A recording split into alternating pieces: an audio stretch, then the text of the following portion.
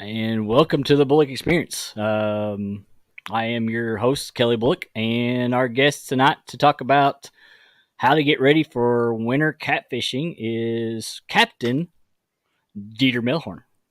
How y'all guys doing? We'll let a few people jump in here. We're just getting started. A Yeah, lot of yeah. people don't realize I usually start at 7, but my co-host that I normally have, which is Kevin from K&B Anglers, uh, he is out sick today, so I was like, I'll do 6 o'clock instead of 7.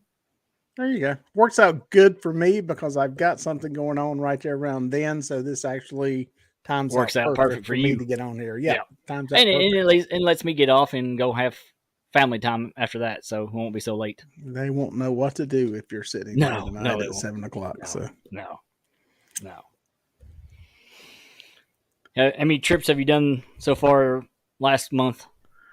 I have done hardly any guided trips in October. I quit doing them this year in October. I did one or two or three. There was a couple of days, but I gear up and get into deer hunting mode Gotcha. come October. And my son's 15. He loves to hunt.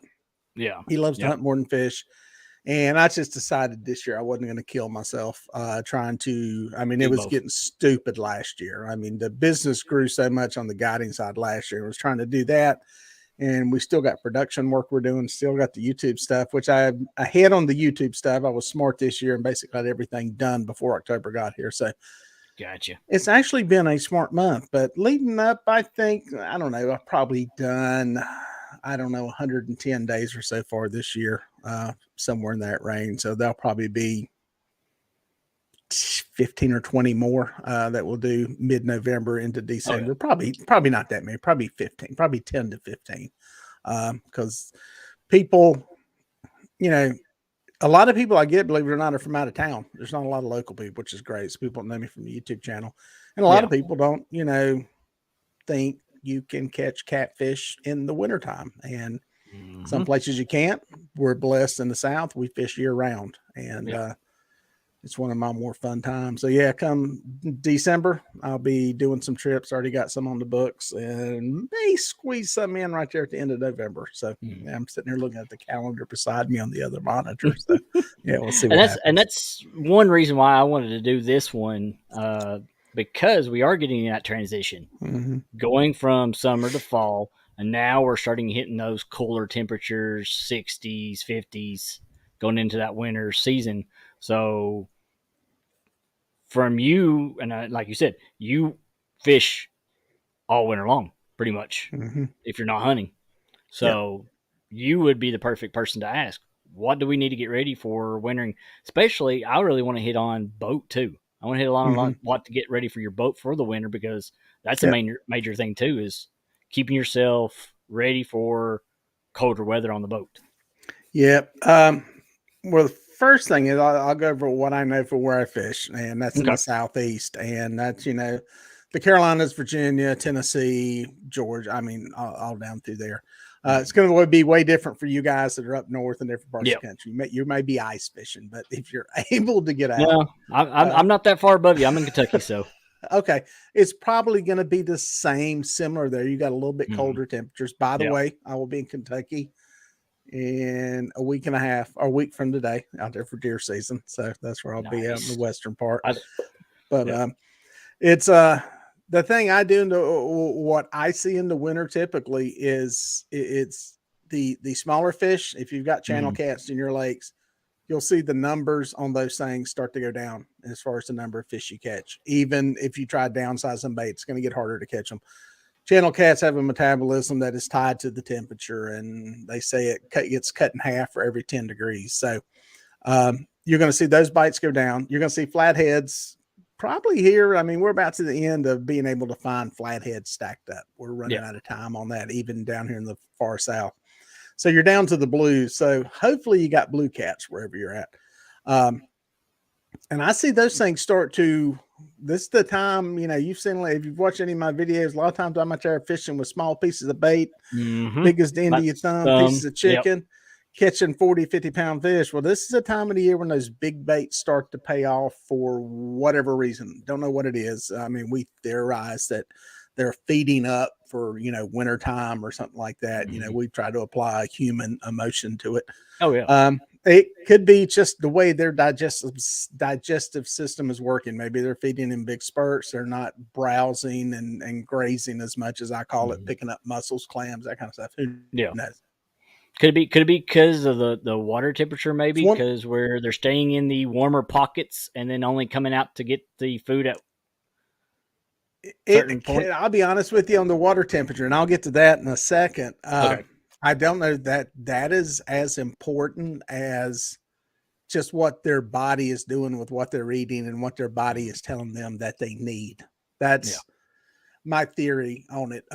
It's like with the mussels and aquatic clams, snails, all that kind of stuff. It's like we always see a big increase in the fish feeding on those things after the spawn for whatever reason. Do Mhm. they use up certain nutrients that are in there during that time period? Who knows?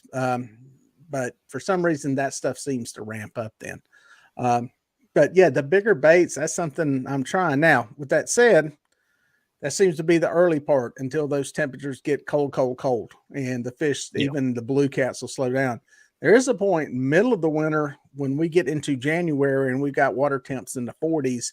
I will downsize a lot of baits. So it's kind of the early part, November, December, early January.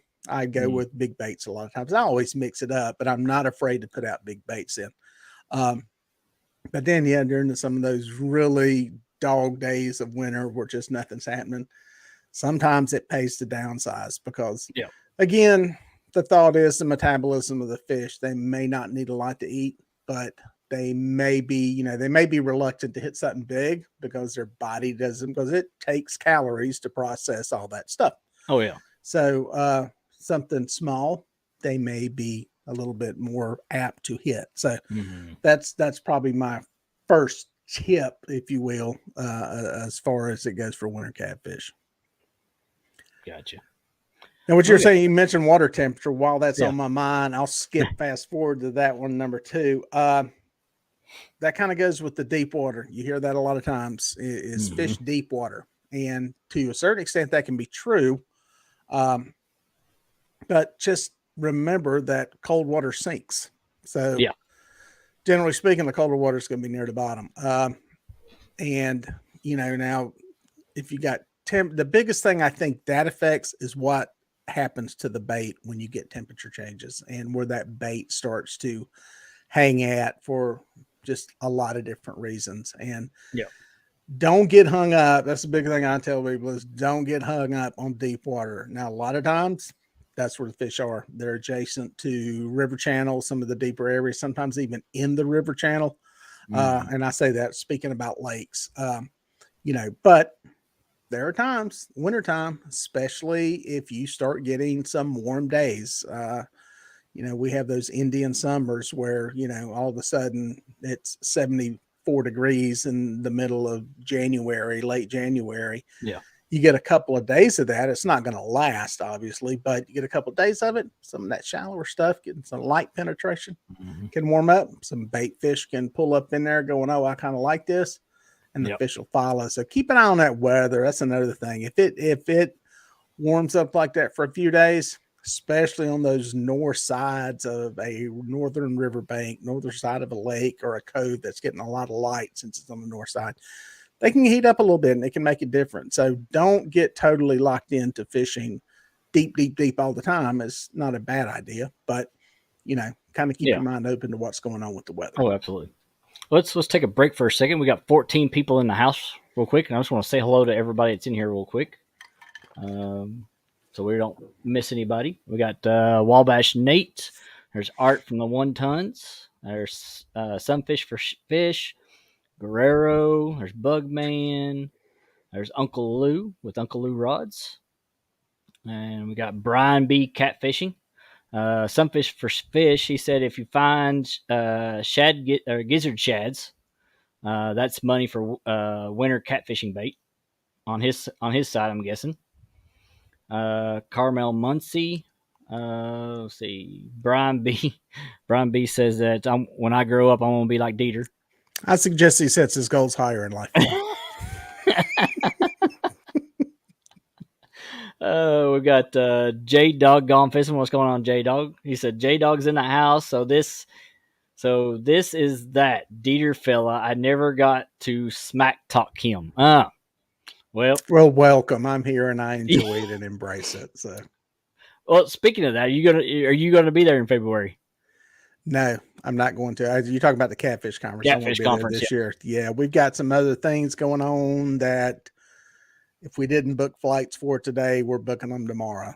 So Ooh, yeah, gotcha. there's some stuff going on that's going to conflict with it. I hate it. I enjoy Yeah. going, but yeah, this was one that was a little bit bigger. So yeah, I've went for I want to say 4 You've years been in a row now. 4 Yeah, or you've 5 been in a going quite row. a bit. Yeah. And yeah, it's just isn't going to time out this year, and I hate it. But it will go on without me. Oh, So absolutely. it's a good show, though. I think you know, if you're into catfish and just learning about it, it's definitely just a feast of Yeah. stuff when you Oh get to yeah, go and there. especially they're adding new speakers every year. Yep. Yep. Notice that this one in Kansas City, they added 2 new guys Yep. into the speaking, which was great to hear Hmm. new talk from other perspectives. So that was good. Yep. Yep. Let's see, we got Mike Irvin, Annette Morgan, um, then Crappie Dave Fish On's in the house. Good little Let's see. crowd. Good little Yep, crowd we of got a little people. crowd now. We jumped from 14 to 23 now. Woo! So pretty good. There's Pontoon Jody. What's going on, Jody? There's Captain Morgan. He said, "Hey, Dieter said I got a freezer full of skipjack. I'm ready." Man, I wish you know it's. I got a freezer full of now deer meat because my son's killed 2 of them. Mm-hmm. We bought a third of a hog and a quarter of a cow. We're out of space. If I had to freeze skipjack, I'd need another freezer at this point. So Hey, you can afford it. at least I can You can eat all afford the it. stuff I got. You got to get really hungry to eat skipjack. So Oh yeah. J Dog's here. He'll eat it for you. there That's his you go. specialty. I'll tell you what, Shad, Shad, skipjack are or probably Shad. worth as much money as the cow that I've got in the freezer. So that's the crazy part. Oh yeah. I see somebody was talking about it the other day. It was like $12 for it's like a 6-inch or 8-inch skipjack. Like $12 Amazing. for it. I'm like, Amazing. no, no. Amazing what those little things are selling I'll for. go to the So store and buy chicken. well, I was going to say nobody can ever sit here and argue that it costs more to fish with chicken because I'm telling Nope, you, you nope. can do a lot of fishing on a chicken breast, a lot Oh of it. yeah, So yeah, or a package of chicken breast at that. yeah, and that's Definitely. what honestly the truth on the chicken breast. The people who fish with me on guide trips get it once they see it. They're like, "Oh, you're not using." I show it more in my videos now. Is I don't use massive pieces. I did that video with Jimmy Smith down at Fishing and Gear Outdoor Entertainment. It's got the longest name in the world. He fishes down on Santee. Great guy. Mm-hmm. And but he uses the big palm size chunks of chicken. And you Mm-hmm. know, he's laughing at me. I'm using little bitty pieces of it. But I think it seems to fit into whatever is going on with the fish at that particular Yeah. time, what you're feeding on. So and I can fish it literally all day on one chicken breast. So it doesn't take a lot. Well, I mean, I think I've seen it, and I've been on different parts of the water. I've been over in Barren River Lake. I've been up there on the Ohio. I've been up on my lake. It depends on the size of the bait too that you have in the water too, because Yeah. a lot of times I see smaller skipjacks or smaller shad, at least shad and bluegill. Then you throw out a small one, you're catching. But you throw out a big one, Mhm. you might not catch a big one. You might not catch Yeah. something because they're going after they're used to that small. Yeah. And I think a lot of that, you know, it's like with the chicken, I don't think that is a bait that you would use if you are Mm-hmm. fishing in an area and targeting fish that are feeding on big schools of gizzard shad. Mm-hmm. The chicken seems to work. Yeah. Everybody's heard my theory on it around when fish are feeding on mussels and aquatic snails.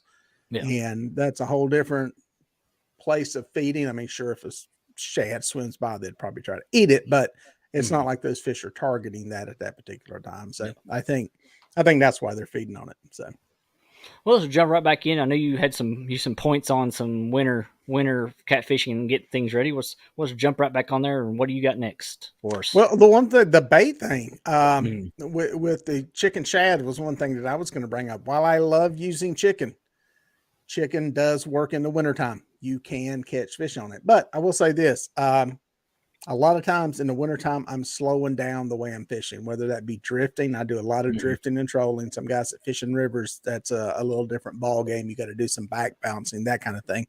Yeah. But I am really slowing down. Normally I'm going 0.5 to 0.6 in the summertime, but I really try to slow it down. And,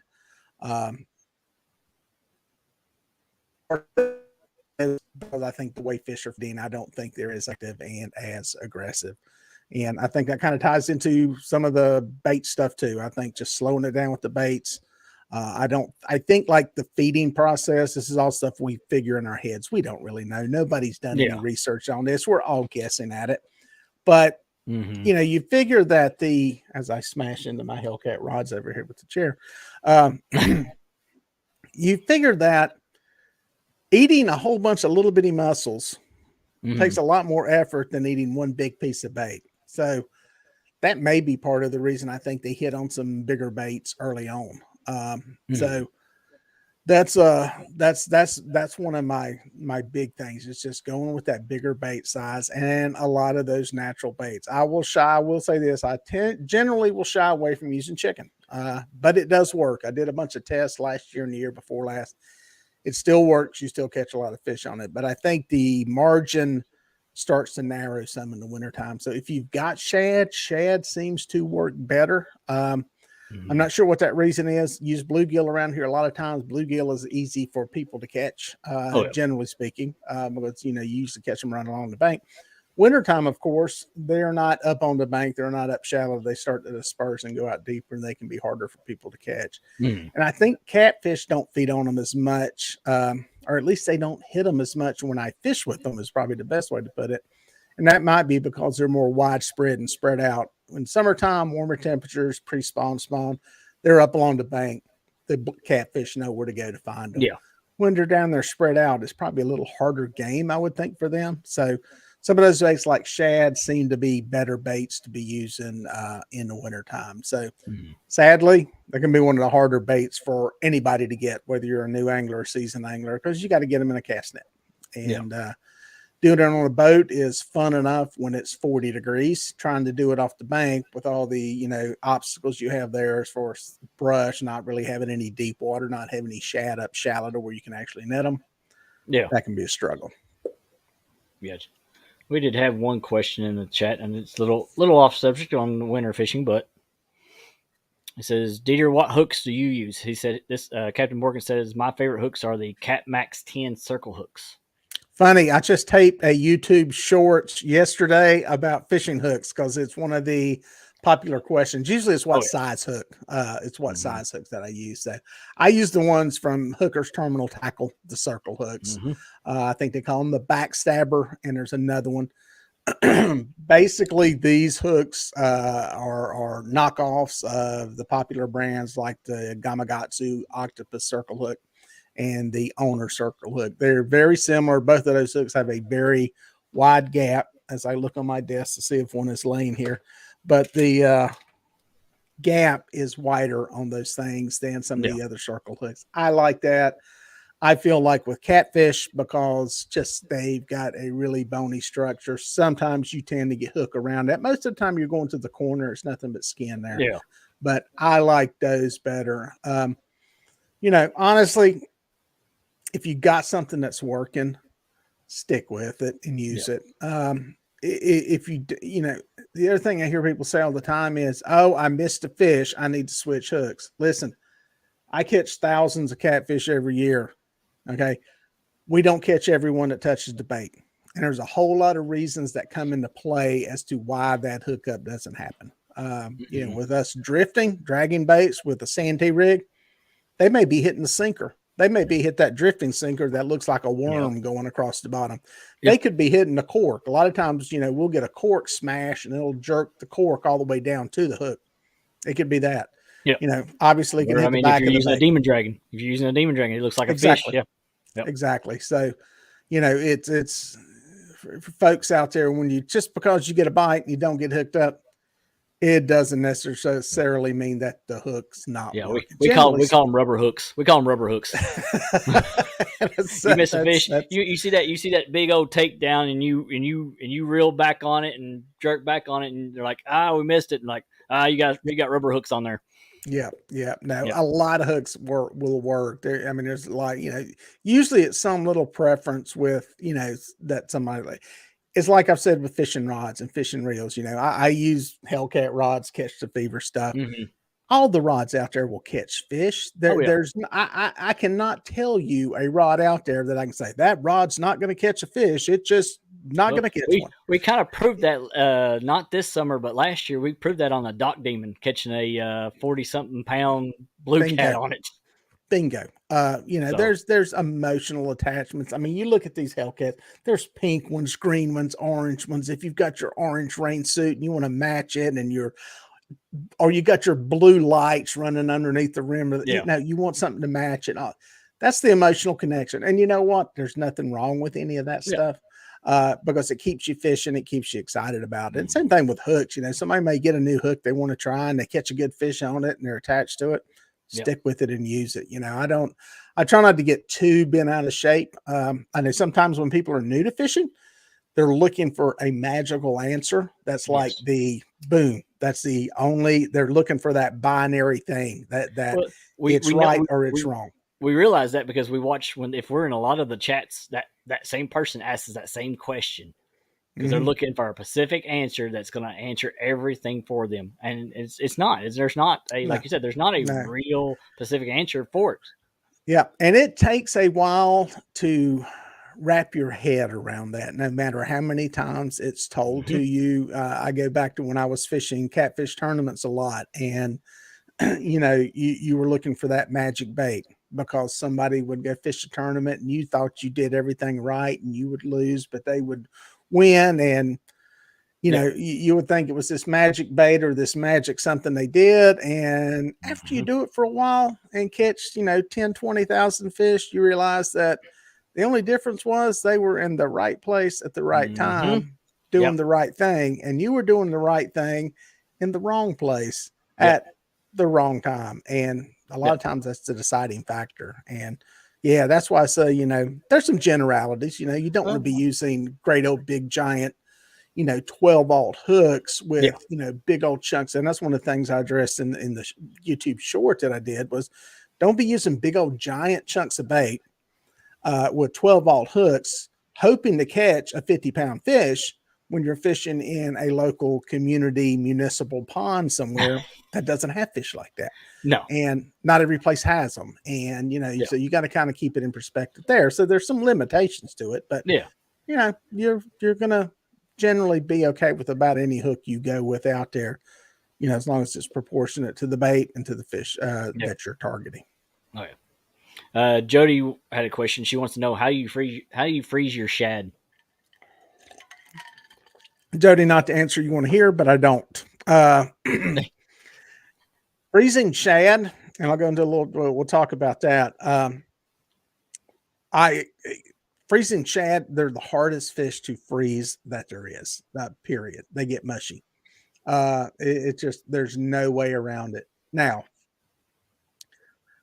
the other thing is I can go out and catch bait very easily. I am blessed. I'm 12 minutes from a boat ramp and can go fishing.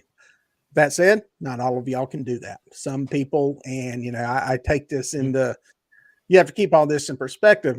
I get people on guide trips and they're like, oh yeah, we're an hour and a half from a place that has, catfish.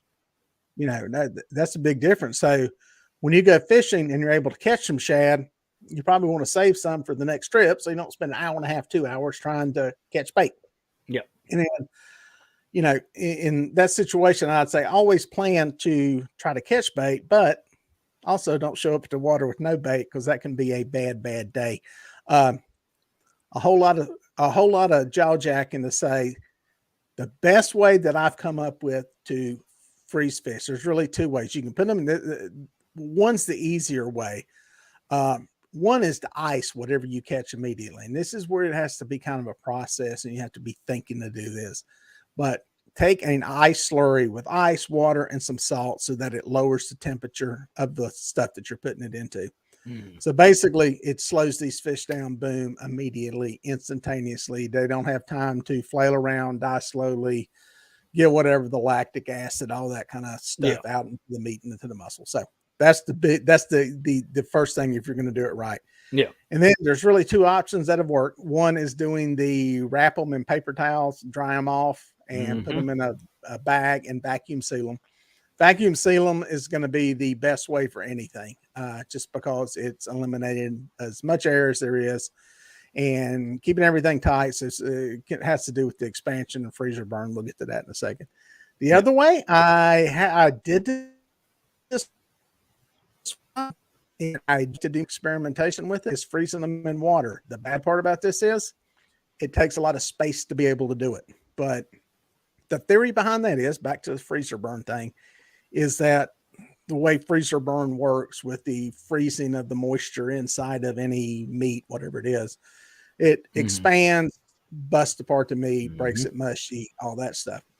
And that it wants to basically go from, what's that thing in science where you go from a dense area to a less dense area? Is that osmosis? I don't remember. But anyway. Something like, When you have water outside, when you have water outside of the fish, and there's fluid inside of it, it's basically an equal pressure, if you will. So it can help with that. But, and you don't get that expansion taking place as much. So those are a couple ways, but the bottom line is it's a compromise anytime you do it.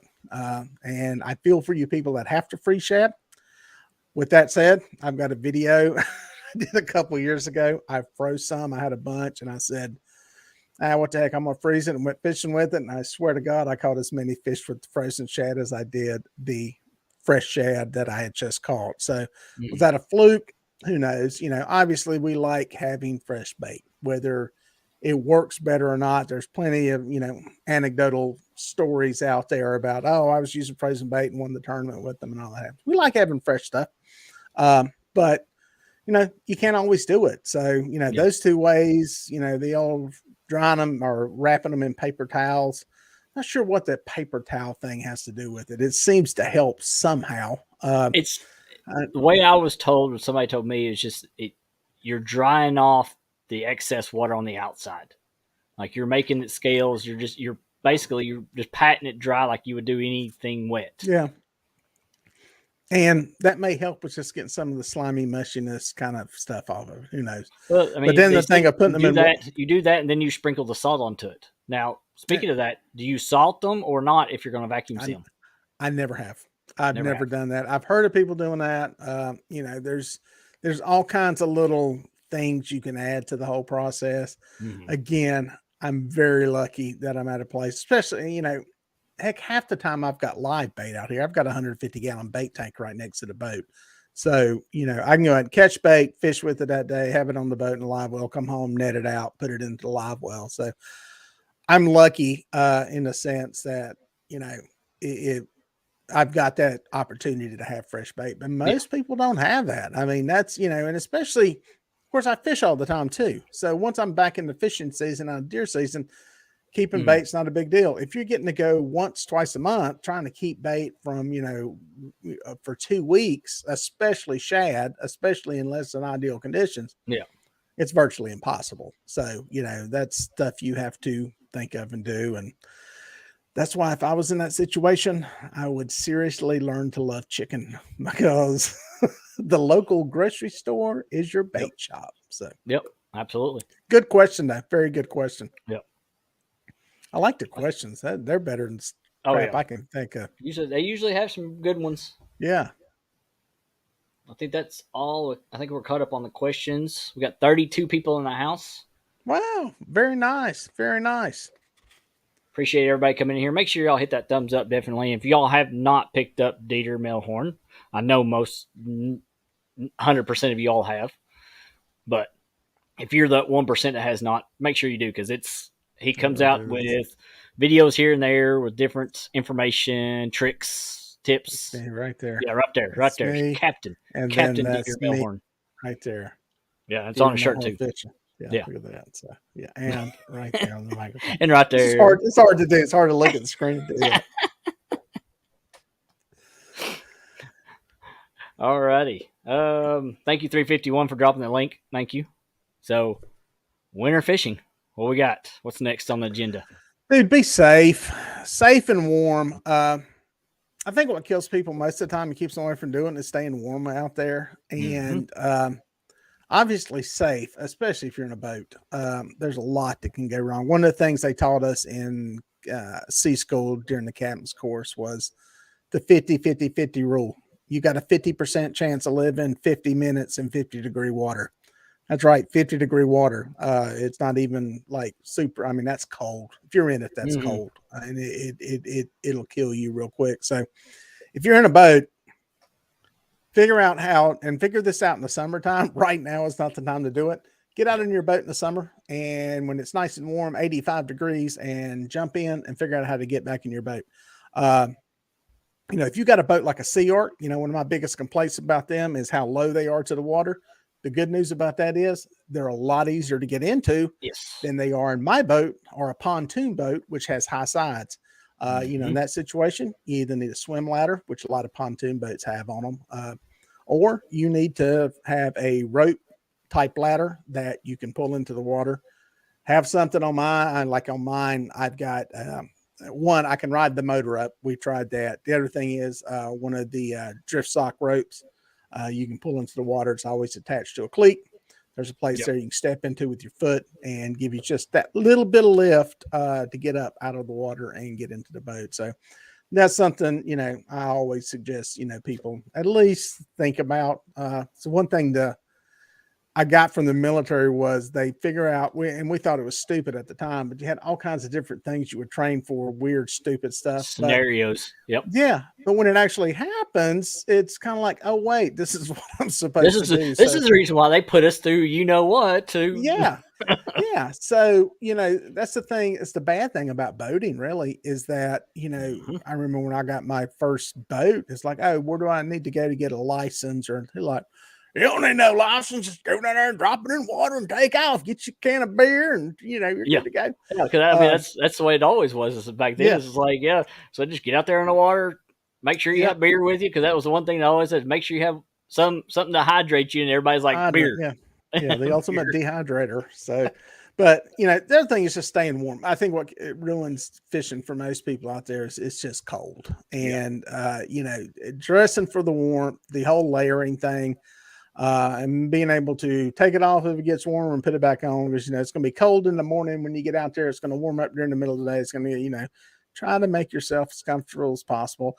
Make sure you bring a towel with you, because the thing to get your hands colder than anything is when you're having to reach into a bait tank, throw a cast net, whatever. Your hands are getting cold because they're wet, and God forbid you have any wind blowing, because that just multiplies everything you've got going on. So, that's the kind of stuff, little things like that just make the experience better. And when that experience is better, your head's in the game longer and you're trying, and you're not as apt to give up. You're more apt to, if you're sitting there and, I ain't caught no fish, man, maybe if we go over there, but I'm going to have to pack all the stuff up, walking up that bank, cross that limb. That's a pain in the butt. I'm cold. You got an excuse not to do it. When your head's in the game and you're warm and comfortable, I think you're much more apt to fish a lot harder. Absolutely. So. We do have another question from Jody. She says, have you ever tried bumping? And if so, which do you prefer, bumping, anchoring, or drifting? I've done very little bumping. I played around with it. Our biggest issue is here. Where I'm fishing at is on a chain of lakes on the Catawba River, chain of lakes, a bunch of reservoirs. And the feed from those, the water release is kind of like it is on the Tennessee River. It's intermittent depending on what is going on with power demand. Like this time of the year, who knows when they're going to turn the water on, because we kind of mild, moderate temperatures. Summertime, you can pretty much be guaranteed they're going to turn it on for a little bit in the afternoon. Wintertime, they're going to turn it on first thing in the morning. People up turn on the heat, taking showers, using electricity. The bad part is on our reservoirs and our chain of lakes, there is no release schedule. One thing about Tennessee, you can at least see what's going on with the release schedule. Here, we don't have any idea when they're going to do it. You just have to kind of guess. And I say all that to say, I haven't committed that much time to it. And I think that's something, if you're going to be well-rounded, if you were if catfish tournament fishing ever got to the point to where there was like a national touring series and you went to different lakes and you went to rivers, you fished our stuff here in the Southeast, and then you went out to the Mississippi, you'd have to be skilled in doing that.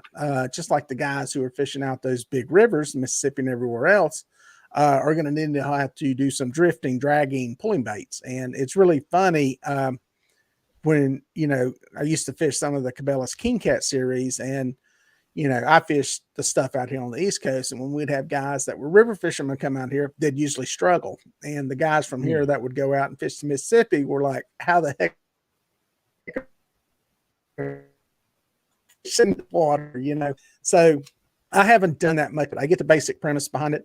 I think doing what I do as a guide, it would be hard to do that with clients unless you're gonna, set the hook, and do a rod handoff. It's just because there's a little more finesse in it physically. You get, there's more to it with bumping. You're constantly on a rod. It's a different game. I can see where that would be a little more involved, especially on a guide trip. There'd be very few people that would get that as easily as, I think I'll say this. I think the way I fish, it's easier to catch a fish than it is doing the bottom bumping, back bumping, whatever you want to call it, whatever little variation you have of it. But with that said, the way I fish ain't going to work on the Mississippi River.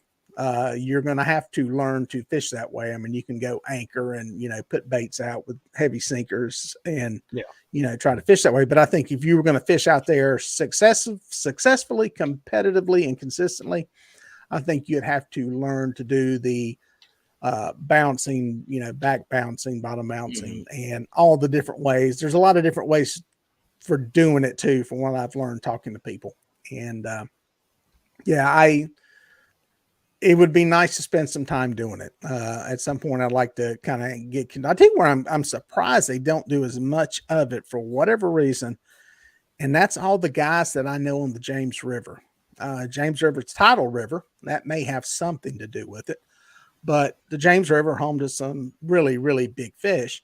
Most of the guys that I know out there are not doing that. And, you got, with the tide turn out there, I mean, that water flows one way for, 6 hours, and then it turns around and flows the other way. I haven't heard of any of them out there doing any of that. Most of those guys are, park and pray, as I call it, anchor up at some spots and pull up and go. So I'd be curious how workable it is out there in some of those places. Yeah. I mean, we've got a few guys that's in our little community that are in the James. So, I mean, if they're interested in, or they are doing bumping, that'd be definitely something to hear about. Yeah, I'm sure there's some guys doing it. Yeah, I just know the bumping thing became really big, in the Mississippi and those drainages, covering water that way. And it's I don't know. I think what you got to do, I think it would be like it's similar. It's like on a bigger level, the way I fish for perch, pulling baits along, bumping a sinker on the bottom, using braids. One of the few places I could see using braided line for catfish, but feeling that bottom. And then just developing the finesse of when to let that bait park there for a second and all that kind of stuff I know how perch feel when they hit, and they're just little bitty things. It's like, it's exciting. Yeah. I can imagine when you get a 30, 40 pound catfish hitting, a bait that's on a 10-ounce sinker that you're dragging down through there. And we've got one in here that's taught me a little bit about bouncing bait on toward the bottom and bringing it up at it like in a circular motion is Fin Seeker TV. Okay. Jeremy, he's taught me crappie fishing, and that's something he's taught me. I never thought about that. I always thought about just dropping it in there underneath like a float or something, or just straight lining it down, just let it sit there. Yeah. He was taught me to drop it all the way to the ground, reel it up a little bit, and then kind of bounce it at a circular motion while reeling it up a little bit. And it's that drop. And trust me, it works perfectly. So I can see the bumping aspect of that. Yeah. Going for catfish too would work. Yeah. And some of the guys I've talked to, there's a lot of little finesse things in that vary from, person to person. Some of them are, pin the boat down with the trolling motor and then bounce the bait back and let it bounce. Some of them are, you can slowly drift with the boat, slowing it down with the trolling motor, fishing vertical straight under the boat, a combination of both. And I mean, it's you got to learn how to play that game. That's not something I think you're going to just go out, and I think you got a much better chance of going out, throwing out an anchor and lucking into catching a fish than you do trying to bottom bounce. And you got the whole dynamic of, the boat movement, the boat speed and regulating all that. And then, there's a finesse point with the size sinker that you're using to maintain contact without it sweeping the bait too quick. So it's complicated. It's a finesse fishing technique, and it'll be interesting to see if any of the, not the down scan, but the live scope stuff comes into play in that and how that can be utilized. Yeah, because it definitely helps us. It helped with Jeremy with the crappie fishing, because we can pull up. He can pull up on a structure and see the fish there, and then know exactly where to drop it down, bounce it around to pick them up. Yeah, so that works for them. So yeah, having that live scope for bumping, yeah, that'd be interesting too on that one, definitely. Yep. We got 34 people in here. Appreciate everybody coming in here. We got Fishing with Squirrel jumped in. Like I said, Jeremy's in here. Catfish Fresno, aka Mr. CVA. I think we've got, and there's Valerie Irwin. What's going on, Valerie?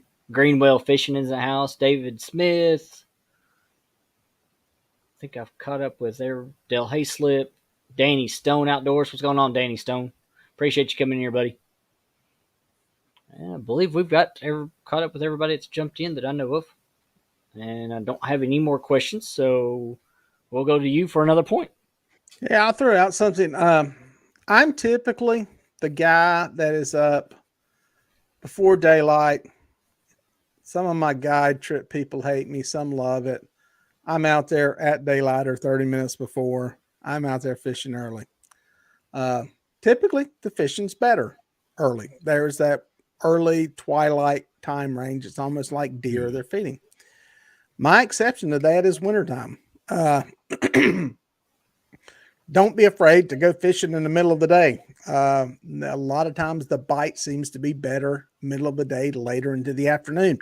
For people that like to sleep in, it's good for you. For people that like to stay warm, it's good for you because it warms up. But that is one thing. Most of the time, I'm telling people you got to, get out there early. You beat the crowds. Fish bite seems to be better. Wintertime, you don't have to worry about a crowd because generally the only people out there are idiots like us that are out there fishing.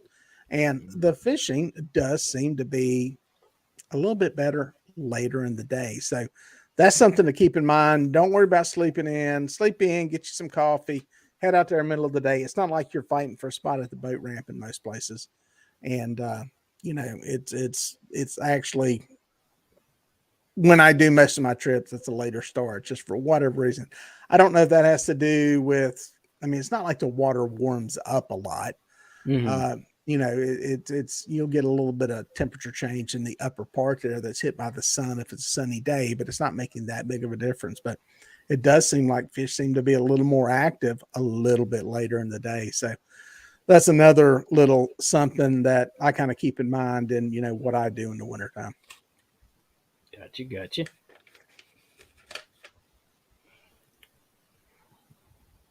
Throw some questions out. Sharina, anybody got any questions for winter fishing or fall fishing? Definitely Captain America Sharina. She was in the she was one of the costumes in the Halloween contest the other day. Yep. She did good. Yep. There's Cold Creek catfishing. What's going on, Billy? Yeah. And shameless plug for Captain Dieter Melhorn. If you haven't seen it yet, he did drop a video of drift socks. Yes, the other day, and that's a good video if you're ever interested in drift socks. Definitely. Yep.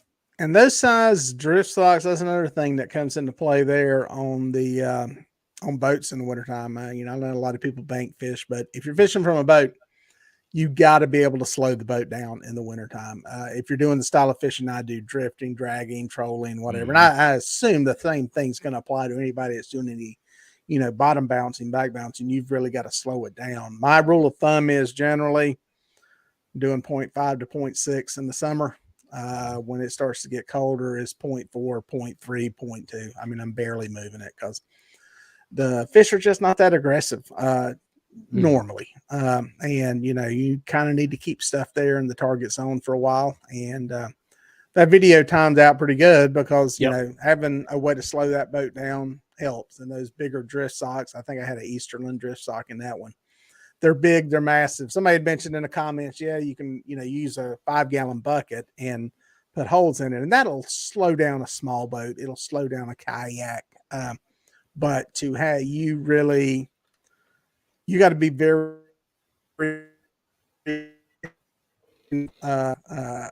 with your and very good with the sewing machine to make something as good as what Easterland makes with what they make. Trust me, my wife can sew, and I have shown her those drift socks and said, "Can you make one of these?" And she said, "I'll give you the money to buy another one." Because what they put into those things and the quality that they put into them and the way they make them, they're pretty dang good. So. Yep. Question from Fishing with Squirrel. It says, do you see or notice an increased activity during certain moon phases like deer hunting? So that's that moon phase thing question. It always comes up. Yeah. Here's the thing. I think the lunar cycle daily plays a part in when fish feed. And I think that just goes back to saltwater. It's like when you're saltwater fishing, everything is based on the tide. I've been down there at the coast this time of the year, colder water, and man, I hit, the jetties in a certain place, and all of a sudden I start catching black drum like crazy. And I'm king of the world. I'm like, man, I'm ready to move down here. I'm going to be a saltwater captain. I'm slaying them. Same thing with the trout. It's like, oh man, we're killing them, man. We're just flipping them in every float down through here. Then about 90 minutes later, something shifts. It either speeds up or it slows down. And then fish go bye-bye. And you're wondering, what, where are they? Yeah. It all has to do with the moon. The moons drive the tides. And, I think to a certain effect that drives some of the feeding habits of fish. Now, does a full moon affect it any more than a new moon? Or, I don't know, because here's what's happened. I tried to track that stuff years ago, and I would get a little pattern going with the stuff I was putting in my log book. I'm like, oh yeah.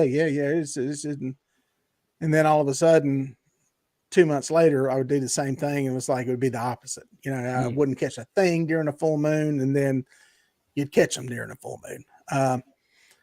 I think fish are going to eat. I don't think a full moon makes a fish stop eating.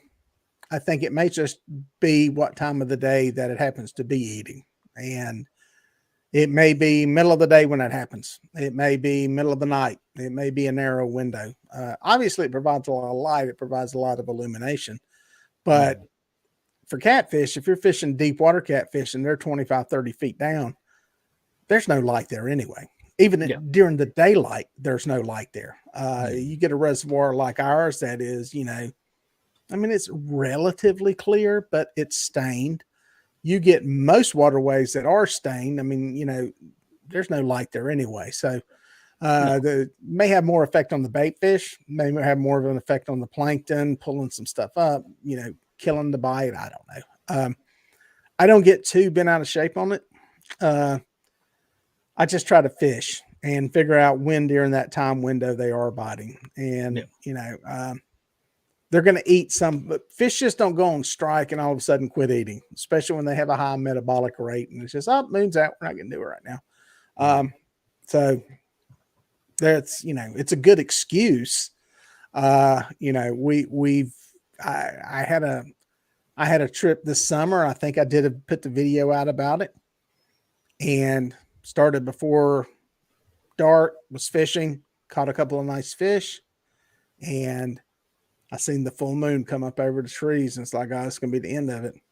I caught some more nice fish. So I think I went out the next day, still a bright moon. The fishing was hideous during that same time period. So Who knows? Who knows? Yeah. I just try to fish. I do think it does play a part in the whole deer world. I think with what goes on, especially during the rut at night, there's just a lot more visibility for deer to see and get around and everything. I'm going to Kentucky week after next deer hunting, and we're going to be there 4 days after the full moon. I am less than excited about it, but you know, in the fishing world, I don't know. I just fish when I can, and it's a good excuse for not catching them. You know, we need excuses for not catching them. It's just Yep. we seldom ever apply those excuses when we do catch them as to why we caught them. So, Yeah. so there you go. Okay. Does it make a Captain Morgan's difference if you anchor and use demon dragons? Very good question. If you watch my channel, I've done extensive testing on the demon dragons a couple years ago. I'm going to be doing some more this December and January on the demon dragons. They actually, Nate from Tackle Bandit, who owns Demon Dragons now, he actually sent me some demon dragons. Sent me some of the bigger demon dragons. I say bigger, they're not that big. They're just, you know, they're bigger. They hold up more bait. One of the complaints I had with the original ones were they wouldn't float big baits, and they've got bigger ones now that apparently have from what I can tell, they're a lot louder. It sounds like the shell on them is harder, and when you rattle them, you can tell a difference in them. So I'm going to try some of those out just to see. Does it make a difference when you're anchored? The testing I did was both ways. I tested them dragging them, and I tested them anchored up, and it was virtually split. I mean, when you go back and look at the numbers, you know, I did it on 100 fish groups, and the cork float won by just a little, but it was like 51% to 49%. It was virtually a tie. So apparently it didn't make a great big difference in one direction or another. The one thing I didn't like go into a whole lot of detail on and track was, you know, little specific nuance things of which one would have been better. Like, you know, I don't know if you're going through rough water, the things don't make a lot of noise, honestly. I've pulled them around in the swimming pool with a GoPro next to them to see how much sound they make. And because of the buoyant nature of water, stuff doesn't rattle like it because you don't have those dramatic drops like you do in, you know, when it's just out there in the air. So you need something to hit it to make the noise. And, you know, my question there has always been, how many fish do you catch because of that noise versus how many fish do you scare away because of that noise? Because let's face it, it's not a natural noise. It sounds like nothing in the water. Okay. It doesn't sound like bait fish. It doesn't sound like a fish swimming off. It sounds like a metal ball rattling around inside of a piece of plastic. I think for some fish, they're going to hit the bait. They're going to hear that and they're going to drop it. They're going to like, whoa, wrong thing. And then some of them are going to hit it and they're going to go, holy crap, I'm going to get the heck out of here with it while the getting's good. Yeah. So what the difference is, I don't know. How can you prove either one? I have no idea. You know, the only thing I could test was, you know, fishing it side by side. And the way we did it, we put 3 rigs out on one side of the boat dragging with styrofoam floats, put 3 out on the other side with the demon dragons, put the same bait on everything. And, you know, like I said, over the course of 100 fish, took several trips to do it and did it, I think, for 3 different rotations of that. And it was pretty much the same. So I tried them anchored and couldn't tell, again, anything significantly different. The biggest thing about those kind of lures and floats, and there's a bunch of different ones out there now, is if they give you some confidence, use them. You don't feel like you have to have them and you have to go spend the money, and don't feel like you're not going to catch a fish if you don't have them. But if you got the money to buy them and it makes you feel good about doing it, gives you something to try out. I mean, listen, I've got a stack of stuff in there that people, you know, have sent me here late in the summer. I hadn't had a chance to try out. I'm excited to go try it out. I got some stink bait somewhere. I wish it was warmer. I'm wanting to try it out once the water temperature gets back warm again. Some stuff's just fun to play with and see if it works. Same thing with the different demon dragons and the floats. Try it yourself. You know, if you're able to fish with multiple rods in your state, put out a couple on one place and keep track of it. Don't judge it by one trip, though. That's what I tell everybody. one trip doesn't determine whether it works or not. And that's why I Nope. did these rotations for like 100 fish. You got to do it a while. You got to do it in different conditions. You got to do it different ways of fishing. And so you get all the variables taken care of. Because one day you can cast them rod out and you may be hitting a spot over here where that one's hitting, and that's where all the fish are because there's a rock laying right there with a bunch of shad around it. Yep. So try it in a bunch of different ways. And that's the same thing with anything. Hooks, rods, whatever. You got to try it a bunch and, before you get a good feel. Dieter can come out to Iowa end of July through September, and we will learn him to bump.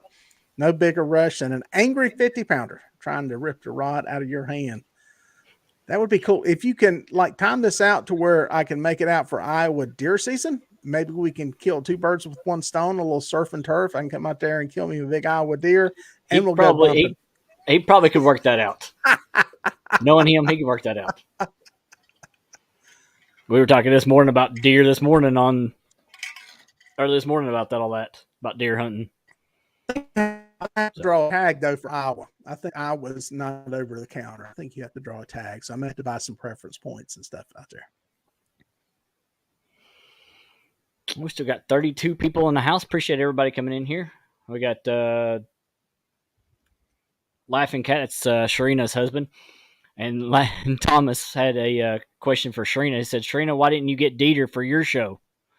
And Sharina's comment to that was, I'm too starstruck. Well, so here we go. What? He's on the show now. So here you go. You can ask him. Wow. You can ask him right now. Do I need to be the mediator? I'm hurt. You're gonna have to be my agent. That's what it is. There you go. Play my agent. So well, see, here's the thing. We've had you up down here. This will be your third time up here, I think. We've so. Yeah. So people are always asking me, I said, what in the world, how you get Dieter to be up on your show?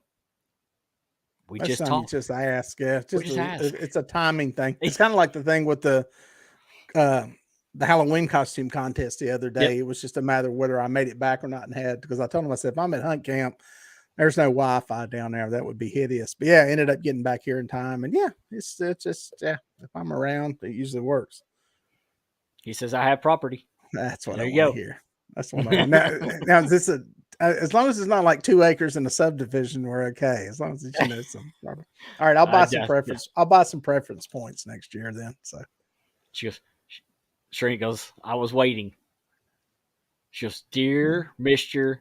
Melhorn. She's writing her email. She's writing her note to you right now. Yeah, she's awesome. She was at the Catfish Conference this year, and she was judging the Catfish Cook-Off. Yep. And I looked over and seen her sitting over there. And Keith from Fishing and Stuff, he's one of my buddies from here in town. Yep. And I went over to him, and I just walked up to him. And I was like, Keith, you don't realize that you were sitting next to royalty. And he's, what are you talking about? And I was getting ready, and she looked up, and I don't remember if she jumped on the desk, the table, or crawled across it, or what the deal was, but it was she was very happy to see me. So that's very flattering and humbling. It's always cool when you meet people like that. I just listen, doing this, I'm just me, so I guess it is kind of, it's different. It's I've got a real weird perspective, a humble perspective on it. And I somehow thought when I started doing the channel, I was going to have told people this, and they're like, what are you talking about? I thought I was going to be able to have a YouTube channel. People would watch it, but I always thought that nobody's ever going to know who I am. Nobody's ever, it's like whoever was going to watch it was somewhere else, if that makes any sense. I know that's stupid, but and then when people actually started like, holy crap, you watch the channel. It's like, it's kind of like, wow, it actually works. People do watch it. I mean, I know people watch it, but it's kind of, I don't know. I always thought they'd be somewhere else over there somewhere. And, you run into them at the grocery store and everything else is pretty cool. So I think it makes you a better person. If you're a good person, it makes you a better person. And so, yeah, very blessed to have the people that watch. She said, oh, my goodness. And then Thomas said that she jumped up and pulled you across the table. It was funny. It was funny. And there's comments. These are comments didn't know what was going on.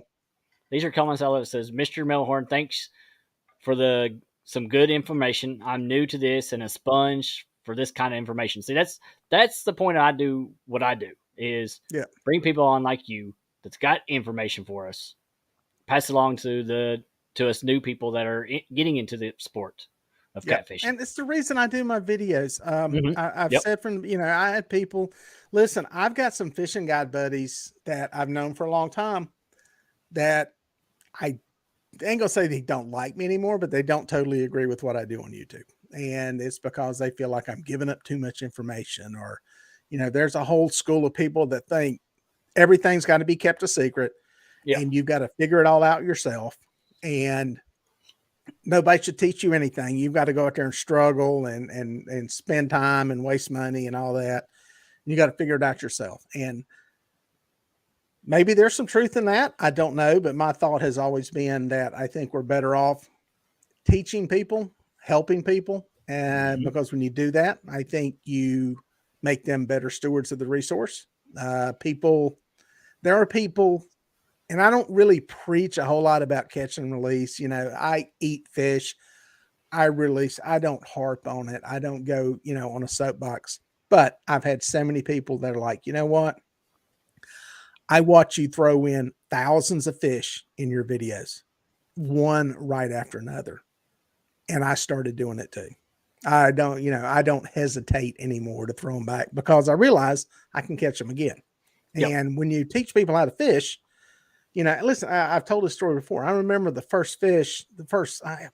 fish, it's bigger than I remember. It was probably 5.5-pound largemouth bass I caught out of a farm pond near here.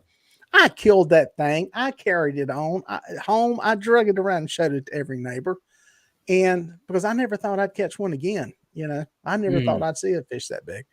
And the same thing happens with, catfish, any fish where a lot of people, kill them as a bragging right. You got to come home with cooler. And,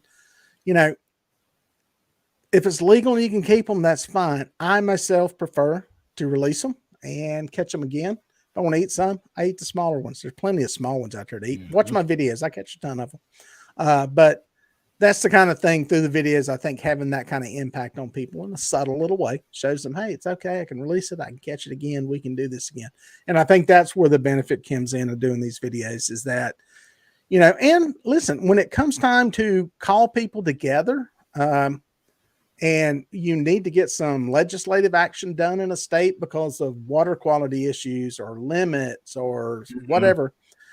I've got a little bit of a following of people that I think can, kind of come together and maybe send some emails or something like that. So it's cool in that aspect too. So plus, like I've always said, I think it makes you a better person. It's made me a better person. And just, knowing who's watching, knowing who's paying attention to it, especially some of the kids that watch, a ton of those out there, even though you need to check with your parents and make sure you're supposed to be on YouTube. So listen if you're out there. Yep. But yeah, that kind of stuff. I was gonna say I've got about 4 or 5 that are under the age of 14 on mine. They'll follow me all the time. So yeah. And that's good. That's the future. And if you can educate them, education's the key. I'm telling you, that's the thing I've said from the beginning. With anything we do conservation wise, protecting the resource, really, it's not so much it's sustainability. That's kind of what my whole thing is. Catch them, kill them, eat some of them. Same thing with deer. Just do it in a way that's sustainable. And that's where it takes some education to do that. And listen, the biologists need the education as much as anybody does. That they're learning and figuring it out and trying to work together with them. It helps. So that's all I want to do. Dealer, let's do a chicken show off to show Lyle Stokes chicken can catch good fish. Listen, Lyle would laugh totally against it. I'm trying to work it out to get out there and go fish with him and make that. I'd love to do it. There's a bunch of people. Honestly, I've said this jokingly. One of these days, somebody from the boardroom of Tyson's Chicken is going to hear me say this. If I could get Tyson to sponsor my show, I would love to travel around in the summer to a bunch of different people. I mean, go with some people that are big Actually, tournament fishing. I drive by their warehouse here in Kentucky all the time. Well, you go over there and knock on the door and tell them you know this idiot. But to go to, I want to fish with a bunch of different people, fish in a bunch of different ways. Let them do whatever they do, and let me do whatever I want to do on my side of the boat with chicken. Not as a contest, not to prove one's better than the other, but just to see how it compares in different places. Because I don't think it works everywhere. I think there's some places where it's not going to work. But I would love to see where those places are, and see what the difference is. I think we know Ohio works. Does it work there? Okay, it works on the Ohio. Yes, it does. Yeah, I trust me. I get pictures daily, especially in the summertime, from people. I caught this big fish on chicken. I caught this big fish on chicken. It works. Yep. I have been amazed at like with Lyle, it's kind of a good little joke. We got a good joke. There are some people though that are somewhat bitter about it. And I think it goes back to that mentality of, well, you need to go out there every morning and throw that cast net for 2 hours and struggle and not catch bait. And you don't be using no chicken because that's too easy. And that's just for quitters. It's like some people try to make catfishing a whole lot is even down to catching meat. And, not my thing. I fish for them because they're not easy, but they're not stupid hard to catch either. It's not like we're fishing for sturgeon out here. I love to fish. I like to catch better. And, I always joke with people on guide trips. They're out there and, it's starting out and it's slow. And, I'm like, man, this is, we got to, they're like, oh, I'm just having a great day. It's just great to be out here. And I agree with you. God bless. It is great to be out here, but I also want to catch some fish before this trip is over. So, I don't know. That's kind of my weird take on all of it. Yeah. Here's one of your guide trip people right here. It's Miss Sandy from Silver Fox Fishing. What is that? Dieter, so thanks for the fishing trip last year. Yep. Well, it's like I tell everybody when we get off the boat, if nobody drowns, we had a good day. And so far, we did pretty good last year. I don't think we drowned, but about 4. No, we did good. The actual most dangerous part on a guide trip is getting on and off the boat. I have said that no matter where you go fishing in the world, getting on and off the boat is generally the most dangerous part on a boat. So, thanks, Jody. I appreciate that. I'm just here. Awesome. Honestly, guys, I'm just a mediator between our guests and you all. So I'm just here to host the information. So all PBs have been on chicken, 70 in March and a 72 in February. Wow. Mm-hmm. Yep. That is amazing. That's good fish. I mean, my personal best is like a 71, and I wasn't fishing with chicken when I caught it. So with that said, that fish that I caught was on Santee Cooper, and after my trip down there this summer using chicken, they eat chicken on Santee Cooper. So if I get back down there in December, I will be dragging some of those baits out. There's Mr. Patriot James Smith. There he is, the man, the myth, the legend. So he's got a bunch of deer on his land and turkeys, and he won't let me come shoot them. He feeds them or something off the back porch. So, and he's just right up the street. I mean, that's what's bad. So I'm going to have to go all the way to Iowa. Said, man, who is this guy besides Kelly? Well, he answered my text first. I was actually going to text you, but he answered first.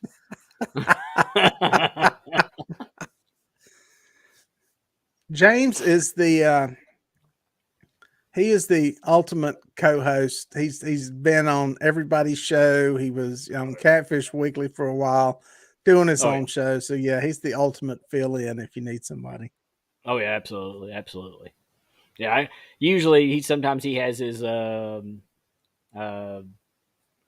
he does sometimes with his Mason group. So sometimes he's busy on Tuesday nights with them or something. Yeah. So it's a good guy. He's come up with some pretty good floats too. I use those things down in Florida shark fishing again this year. And nice. Yeah, he's fine-tuned those things more and more. It's way more work than I would put into making a float. So well, I mean, it's like I say, I don't know if you've got them, but he's got some dragon ones too.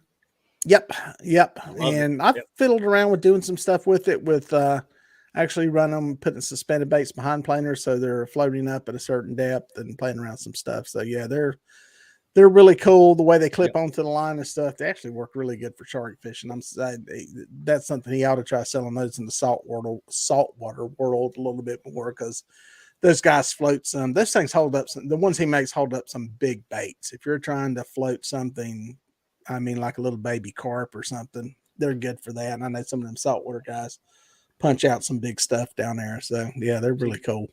There's a testament of fishing in December. Said you all put 13 on the boat that day. White caps. Don't talk about white caps. We don't like white caps. What's going on, Johnny Small Peppers?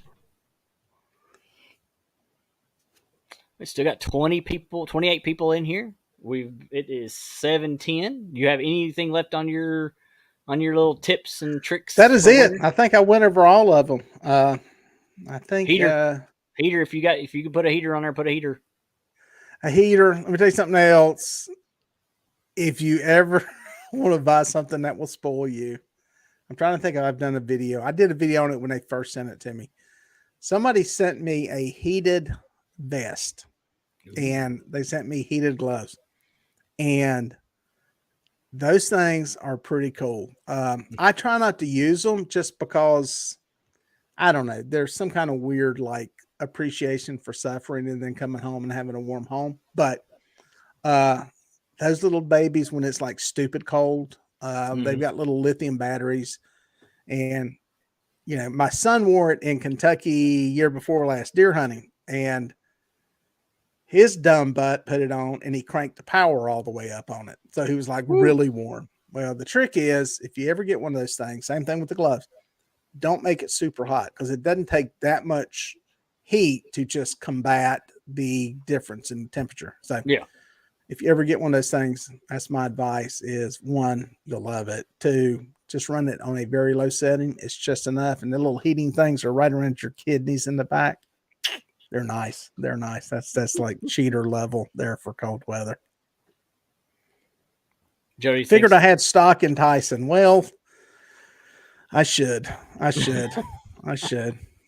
I'd love to say that I, contributed to the lack of chicken breast during COVID, but I don't think that was really my fault. No. Nope. Every time we would go into the grocery store, then there'd be out of chicken. My wife's like, "You made these people do that." I said, "I don't think we have that many people fishing for catfish around here." So. Yeah. I will give advice on finding chicken cheap. If you have a smaller grocery store, a smaller like we have around here, they're Save Lots, IGAs, smaller places like that, chicken is cheap.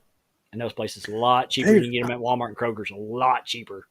That's funny. With the down where our hunt camp is, which is near Lake Watery, where I fish a bunch, there's an IGA, and they're actually high. But I think that may be because they're the only store in that town, period. So they can charge what they can. I think if they were adjacent to a bigger food chain somewhere, See, we've got at least 2 Walmarts. We got 3 Walmarts within 30, 45 minutes of each other. Yeah. So, and a bunch of Krogers. Yeah, so I think that would probably make a difference. Oh yeah, it makes a lot of difference, because I can get a whole package of chicken breast for like maybe $3. Oh wow, that is good. It's about, a pack of 3-4 breasts, I think it's like 5 something, 6 something here. So yeah, that's a good price on that. And a little tub of chicken liver I can get for like $1. Yeah. So, which that's something new I'm gonna be trying. I don't have them laying here. Another YouTube short video. Somebody sent me some little bags, mesh bags, to put soft baits in, like chicken liver, and you can put chicken in there, because chicken breast is easy to get plucked off of there if it's depending on which way the grain's going in the meat and stuff. They're little, what's it called? You'll have to let me know. You have to let me know that way. Mossy Head Bait Company is the name. Okay, Mossy Head Bait Company. Okay, Mossy Head Bait Company. They got these. I think they make them for some other fishing industry. Probably carp. I think that's what it's for. Probably carp. Yep. Carp bait, And bait bags. Yep. yep. And but yeah, he hit me up and said, "Hey, do you think these things would work?" And I said, "Send me some. I'll try them." So yeah, I did a little short video on them, and I'm gonna be probably Chicken when I liver. get chicken Yep. liver would be great for that. Like I said, the chicken and some other stuff you could put in there. So I'm gonna try those little suckers out and see if they help keep the bait on there. See if they affect the bite any with them biting it, not biting it. Plus, you don't have to go into the store buying pantyhose. They look at you funny when you do that. Or have your wife go to her drawer and go, where's my pantyhose at? Yeah, why is there a hole cut in them? Yeah. So, yeah. Why is the whole leg missing? Thomas from Laughing Cat says a neighbor with annoying chickens is even cheaper. There Yes, you but go. they're gonna notice when they have less chicken. Then you got all those feathers to deal with, Yep. and yeah, it's just a big old mess. Absolutely. The one thing I do want to try, and I think you could get a bunch of these free, are Canada geese. I know a lot of guys that like to go hunt them and shoot them. Nobody wants to eat them because they're really greasy and nasty. Yeah. But I'm curious if Canada geese breast is any good as chicken bake or as fishing bake. So if I can get somebody to go kill me some, I may do that. I don't know when goose season is, so I don't know when it is. So interesting, definitely. Yeah. Another video coming up. You'll have another video. Definitely. I think the geese and using them for bait. Yep, there you go. There you go. But I appreciate you coming on here. Appreciate giving us the knowledge on yes, sir. I enjoyed it, man. How to get ready for winter catfishing. Definitely. It's been always been good having you on here. Does a little bit of good and gives you something to think about. Nope, absolutely. And we got 27 people in here, still in here. So awesome. I know you said you needed to get going. Yep, I got to blow out of here. But yeah, I'll click out and you guys enjoy it. Thanks for having me. I appreciate it, sir. Hey, man. Always. All righty. Appreciate it. Anybody?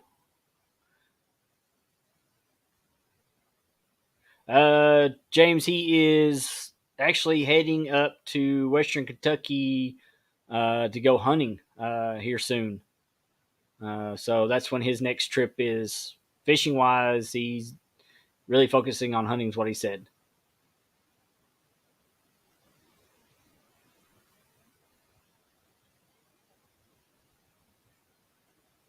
We can hang out for a little bit. If anybody wants to jump up and hang out, we'll hang out for a little bit. If not, we'll close her down.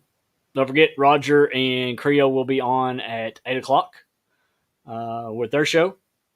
So, but I do appreciate everybody that's been in here hanging out.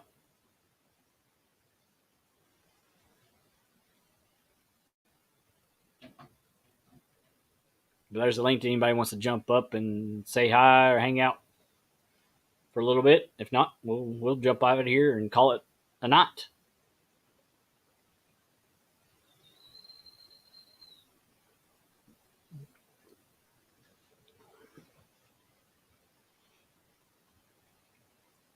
I appreciate it, James. Appreciate that, definitely.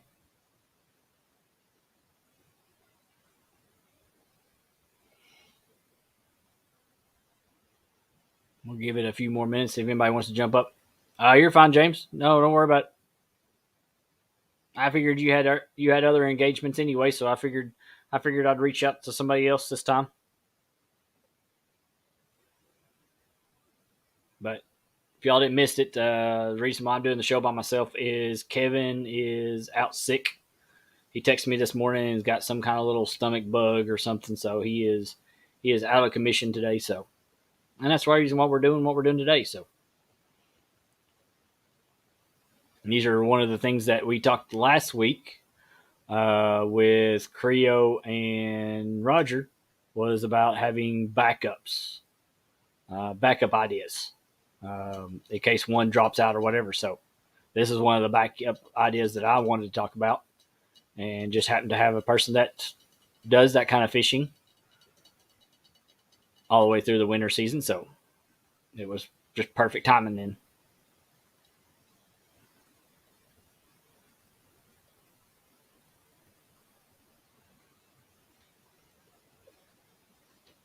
But I do appreciate everybody coming in here. Make sure you hit that thumbs up before we get out of here and call it a night. And we will catch you on the next one. Like I said, make sure y'all jump over there at 8 o'clock. Watch Muskrat and Creo. And we will see you all on the flip side. Appreciate every one of y'all. Y'all have a good night. And we'll see you out on the water.